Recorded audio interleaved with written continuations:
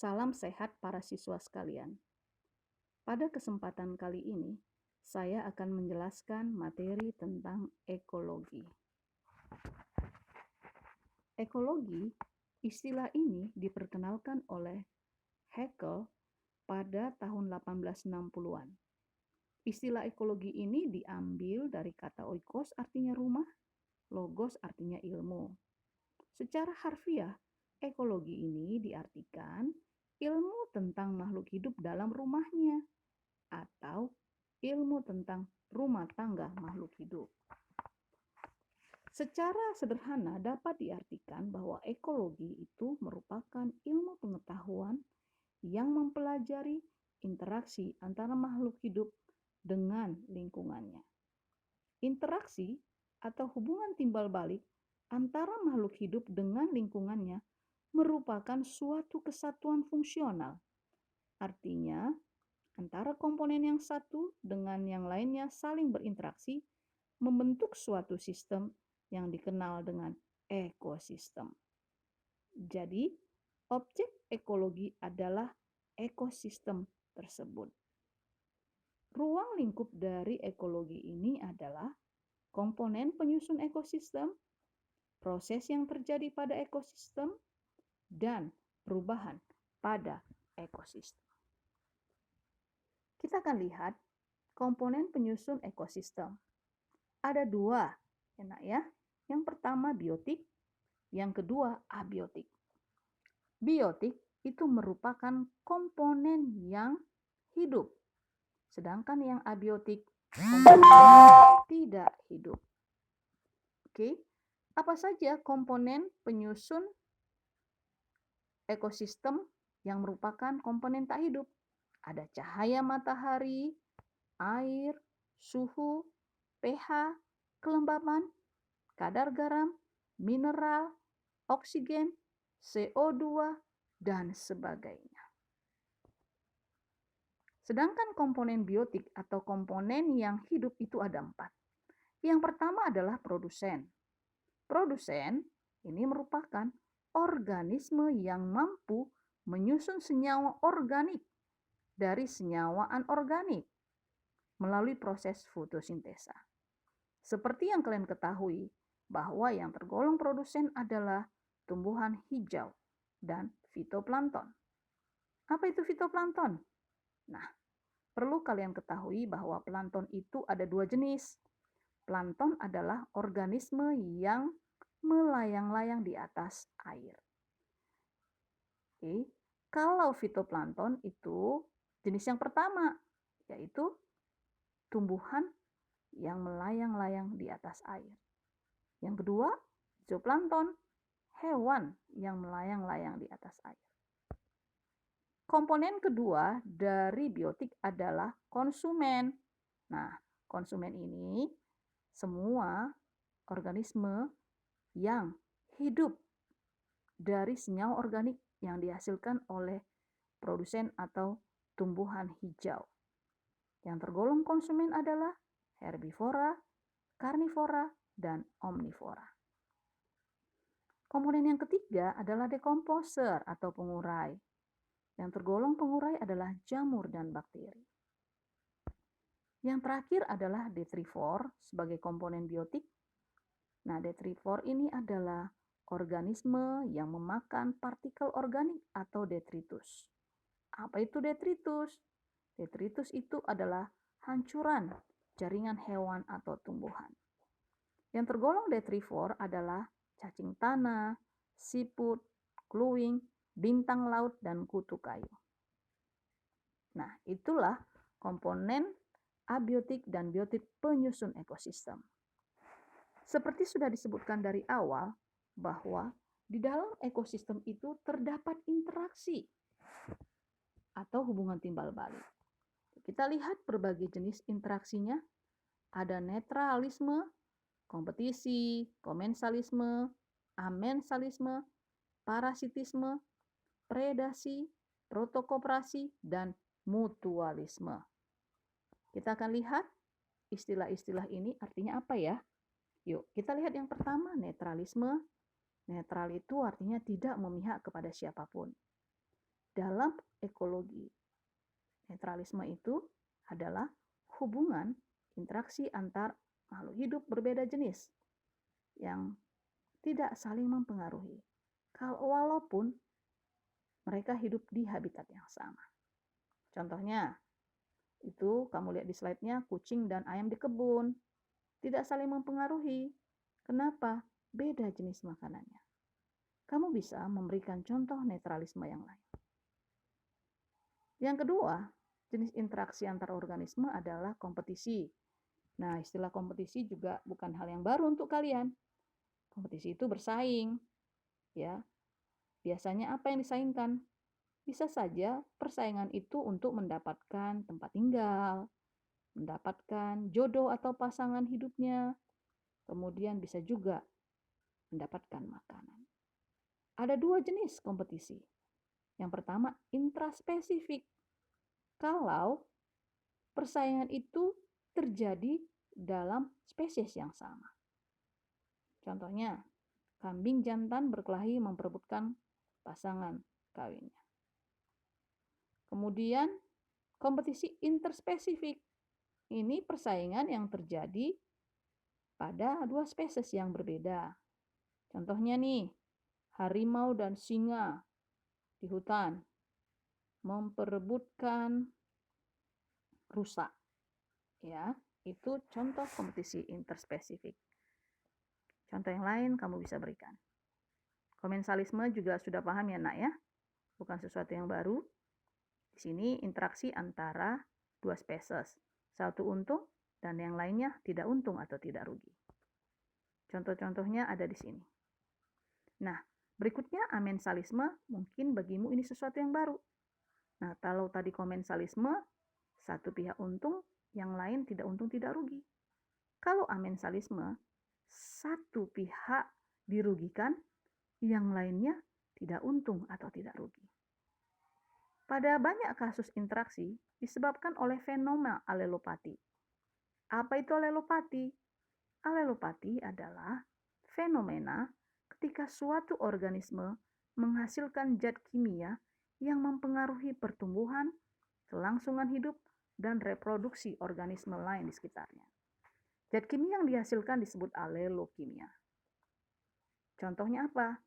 Nah, di sekitar pohon walnut atau juglans jarang ditumbuhi tanaman lain karena juglans ini menghasilkan zat yang bersifat toksik. Oke.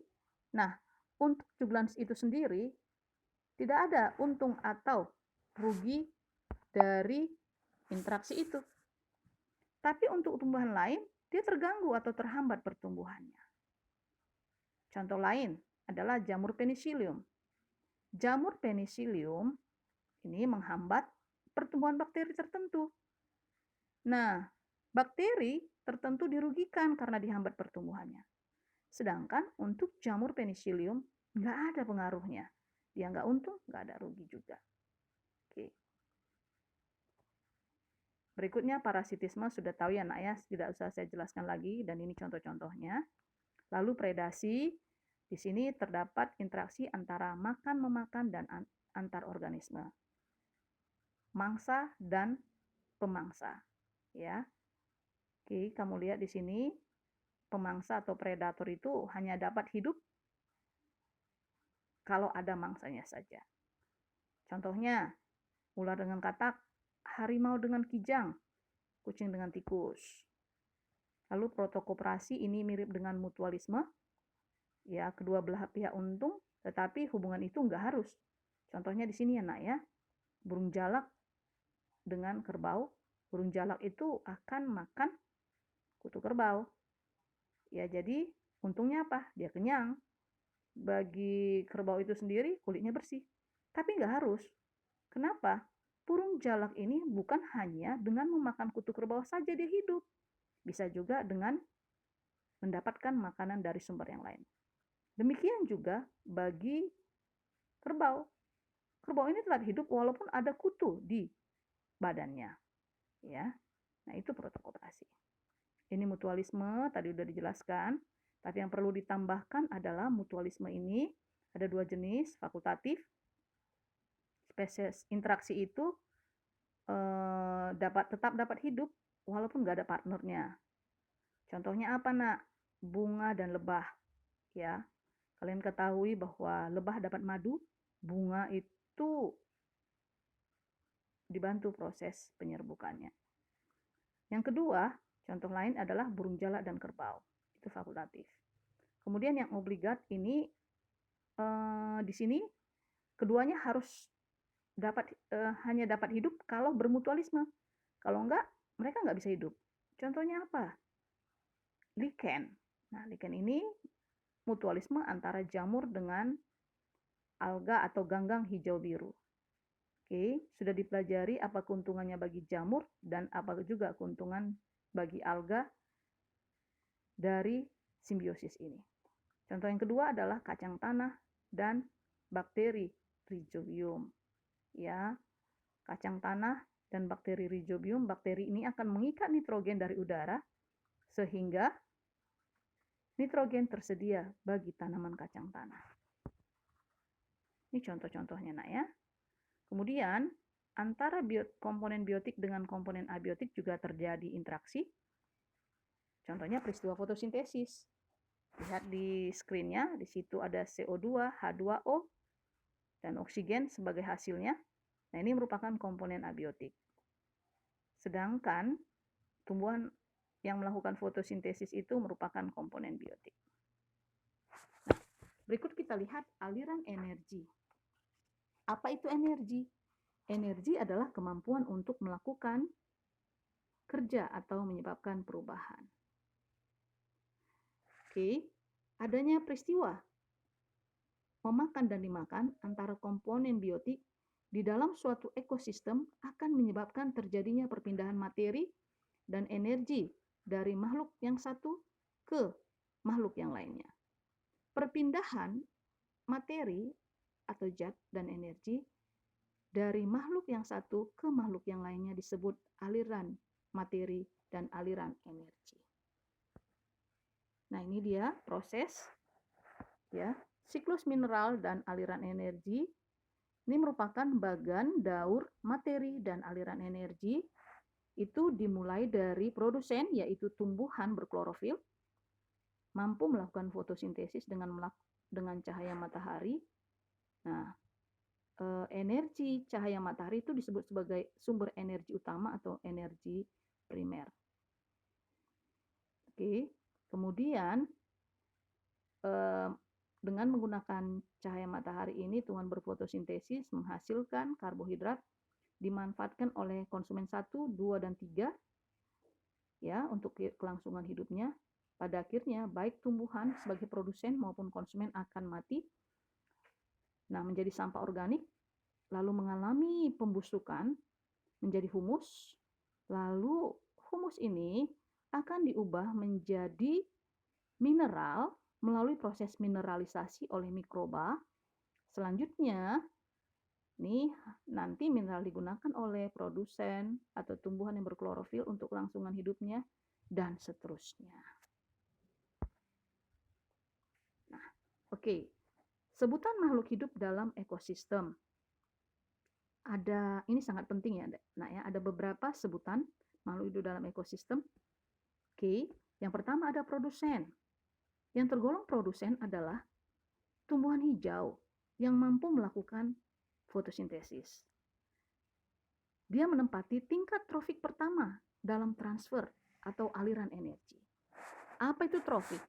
Trofik adalah tingkat atau level organisme dalam seluruh rantai, dalam sebuah rantai makanan. Saya ulangi, trofik itu adalah tingkat atau level organisme dalam sebuah rantai makanan. Jadi produsen itu menempati tingkat trofik pertama. Sedangkan konsumen pertama, herbivore, ini menduduki tingkat trofik kedua. Konsumen kedua, karnivor pertama, menempati tingkat trofik ketiga. Konsumen tiga, yaitu karnivor yang kedua, menempati tingkat trofik keempat. Lalu, pengurai, ini fungsinya menguraikan zat organik. Tidak disebut menduduki tingkat trofik 5.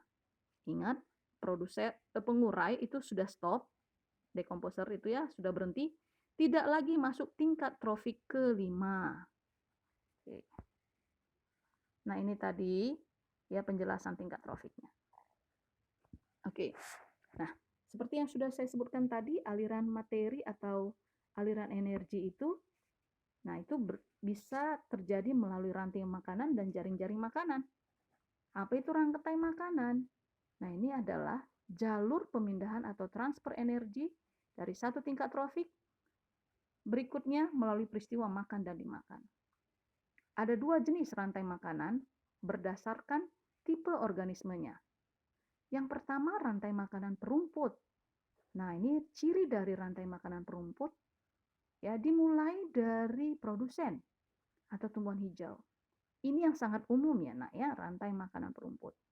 Padi dimakan oleh belalang, nanti dimakan oleh katak, selanjutnya dimakan oleh ular.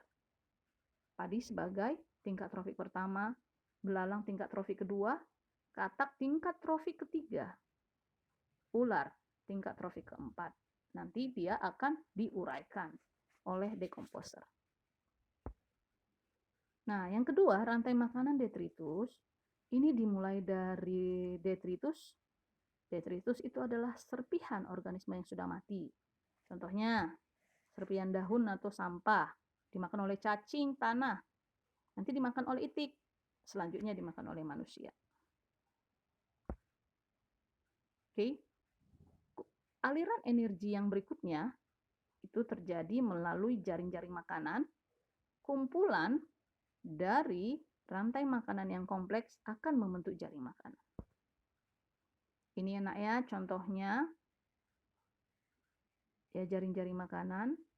Oke, di sini ada beberapa rantai makanan yang bisa kita buat. Misalnya, tumbuhan dimakan oleh kelinci. Kelinci nanti bisa dimakan oleh rubah ataupun burung elang, ya. Kemudian tumbuhan dimakan oleh tikus. Ya, tikus ini nanti bisa dimakan oleh ular atau dimakan oleh burung elang atau dimakan oleh rubah. Jadi ini contoh jaring-jaring makanan ya, Nak ya. Nah, berikutnya kita akan masuk ke suksesi. Nah, perlu kalian ketahui tentang komunitas ya. Komunitas itu kan kumpulan dari populasi yang saling berinteraksi di dalam ekosistem. Komunitas beserta lingkungannya itu Nak bersifat dinamis. Artinya berinteraksi sehingga menghasilkan perubahan-perubahan. Perubahan itu dapat terjadi secara siklis atau non-siklis. Siklis itu artinya terjadi pada periode tertentu, tapi mudah kembali ke keadaan yang hampir sama dengan keadaan sebelumnya. Ya. Jadi saya ulangi, ya. Komunitas itu bersifat dinamis. Dinamis artinya bisa menghasilkan perubahan-perubahan. Perubahan komunitas itu dapat terjadi secara siklis dan non-siklis. Oke. Perubahan komunitas siklis artinya ini terjadi pada periode tertentu, namun mudah kembali ke keadaan yang hampir sama dengan keadaan sebelumnya. Contohnya ya, apa sih yang merupakan perubahan komunitas siklis? Nah, perubahan komunitas selama musim kemarau dan musim penghujan. Pada musim penghujan, jumlah serangga dan katak lebih banyak daripada saat musim kemarau. Itu contoh perubahan komunitas siklis. Kemudian yang kedua, perubahan komunitas non-siklis. Nah, ini adalah perubahan komunitas yang terjadi secara drastis dengan kondisi komunitas cenderung berubah secara permanen. Oke. Nah,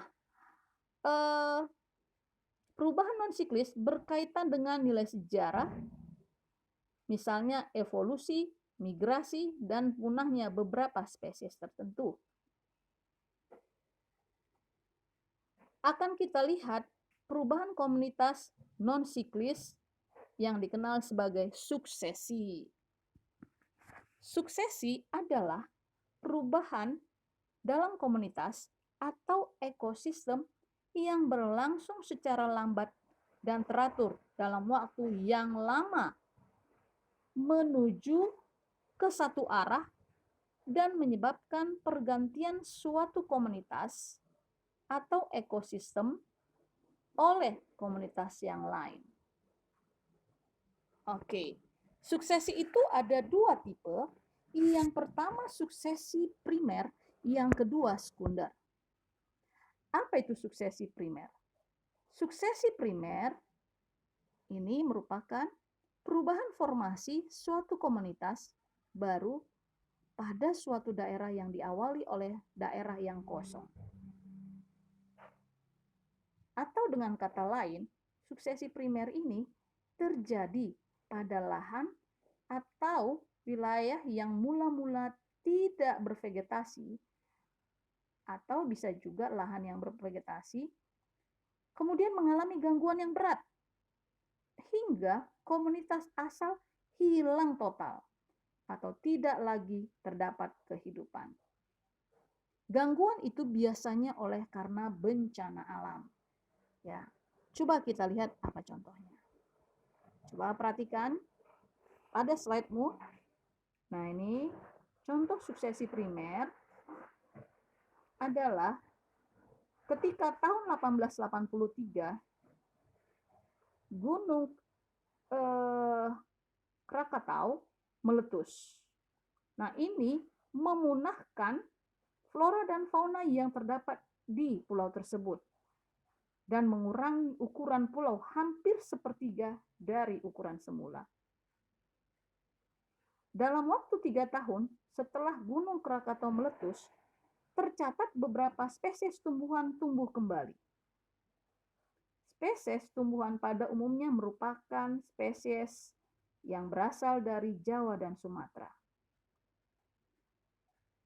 Nah, jadi tadinya tidak terdapat tumbuhan apapun setelah peristiwa letusan Gunung Krakatau. Yang ada batu-batuan. Kemudian muncullah lichen atau lumut kerak yang hidup di batu-batuan ini, ya, sehingga batu-batuan tadi lapuk. Pelan-pelan bisa berhidup tumbuhan lain. Oke. Nah, dalam waktu yang atau dalam proses yang panjang, ya. Nah, akhirnya didapatilah komunitas klimaks. Tapi ingatlah bahwa dalam suksesi primer itu komunitas asal tidak lagi ditemukan, sudah berbeda. Jadi sebelum Gunung Krakatau meletus, ada komunitas awal, dan sesudah gunung meletus itu, komunitas itu tidak ditemukan lagi. Jadi sangat berbeda komunitas sebelum Gunung Krakatau meletus dengan setelah Gunung Krakatau meletus. Nah, ya, itu suksesi primer. Berikutnya adalah suksesi sekunder. Nah, ini merupakan pembentukan kembali suatu komunitas ke bentuk kondisi awal setelah daerah tersebut rusak. Oke, tetapi ini ingat, kalau tadi suksesi primer, ini komunitas asalnya hilang total. Namun, pada suksesi sekunder, ya, komunitas asalnya itu tidak hilang secara total. Ya, oke. Kita lihat contohnya apa. Ini sebuah hutan yang klimaks. Oke. Kemudian mengalami kebakaran hutan. Kadang-kadang bisa karena ulah manusia. Lalu habis ya pohon-pohon itu. Nah, daun-daunnya kering terbakar. Namun bisa saja pohonnya tidak terbakar. Akhirnya tumbuh kembali. Ya, nak ya. Lalu tercapailah hutan yang klimaks dan muncul komunitas yang lain. Tetapi pohon-pohon asalnya tidak hilang. Komunitas asal masih ditemukan. Itulah perbedaannya dengan suksesi primer. Oke, baik ya anak-anakku. Inilah penjelasan saya tentang ekologi. Kalau ada materi yang kurang dipahami, silahkan ditanyakan kepada saya. Terima kasih atas perhatian kalian. Salam sehat selalu.